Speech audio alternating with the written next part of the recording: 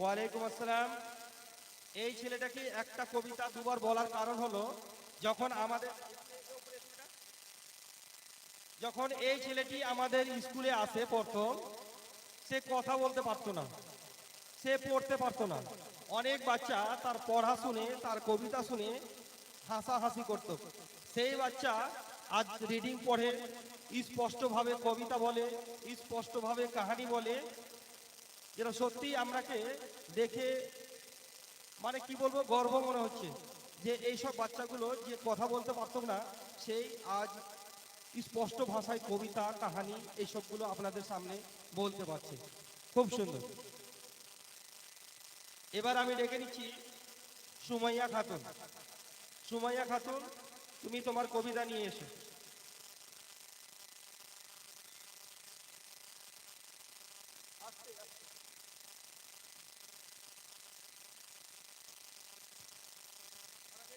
अस्सलामुअलैकुम। मेरा नाम सुमैया है। मैं ये कविता बोलना चाहती हूँ।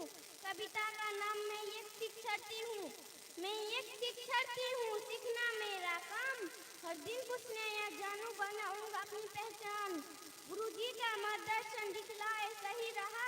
मेहनत और विश्वास से पूरी होती हर चाह। गलतियों से सीख लेता, हर से ना घबराए। सीखते सीखते जीवन में आगे ही बढ़ जाएंगे। अस्सलामुअलैकुम।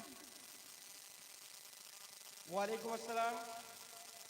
খুব সুন্দর একটি মেসেজ দিল যে আমরা শিখতে থাকি, শিখি, ভুল হয়, শিখি, ভুল হয়, আবার ভুল হয়, সেটাকে কারেকশন করি। এভাবে কিন্তু আমাদের জীবন আগে বাড়তে থাকে। আমরা যদি ভুল থেকে ডরিয়ে যাই এবং রাস্তা ছেড়ে চলে যাই, তাহলে কোথাও না কোথাও আমরা সাকসেস হতে পারবো না। শিখবো, ভুল হবে, ভুল হবে, শিখবো, এটাই হচ্ছে মানে জীবনের মসুর। তো এবার আমি ডেকে দিচ্ছি সাফিকা খাতুন। সাফিকা খাতুন, এসো।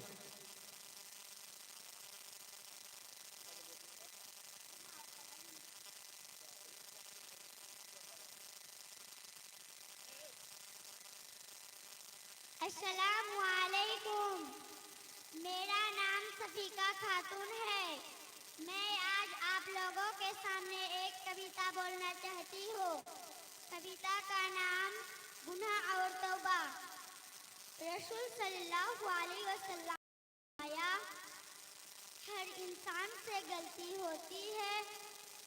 अगर कोई सबसे बेहतर वह है जो अपनी गलती पर तौबा कर ले। मतलब अल्लाह तौबा करने वालों से बहुत प्यार करता है। अगर कोई गुनाह कर बैठे और सच्चे दिल से माफी मांगे तो अल्लाह उस तौबा को जरूर कबूल करता है। अस्सलामु अलैकुम। ওয়ালাইকুম আসসালাম। কি সুন্দর একটি মেসেজ, যে যারা ভুল করে এবং ভুলের জন্য তওবা করে, আল্লাহ তওবাকারীকে পছন্দ করেন। আমাদের দ্বারা অজান্তে কত ছোট বড় ভুল হয়ে থাকে দৈনন্দিন জীবনে। যদি সেই ভুলগুলোকে আমরা বুঝে তওবা করে নিই সঠিক সময়ের মধ্যে, আল্লাহ অবশ্যই ক্ষমা করে দেবে।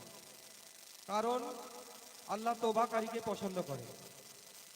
তো তার বক্তব্যের মাধ্যমে এটাই আমরাকে বুঝাতে চেয়েছে যে আমরা জীবনে চলবো, উঠবো, বসবো, কত ছোট বড় আমাদের ভুল হবে। এই ভুলগুলোকে বুঝে আমরা সঠিক সময়ে তার প্রায়শ্চিত্ত করব এবং আল্লাহর কাছে ক্ষমা চেয়ে নেব। আসসালামু আলাইকুম ওয়া রাহমাতুল্লাহ। এবার আপনাদের সামনে একটি ছোট মেয়ে একটা গজল নিয়ে আসে ওর বাবার উপরে। যেহেতু ওর বাবা প্রায় 15-16 দিন হলো মারাকে, তার বাবা এই দুনিয়া থেকে ছেড়ে চলে গেছে তাকে, তার উপরে তার মেয়ে একটি আপনাদের সামনে গজল পরিবেশন করবে। গজলটা শুনবেন, খুব ভালো লাগবে। মাফিয়া খাতুন, ক্লাস 4-এর, তুমি এসো।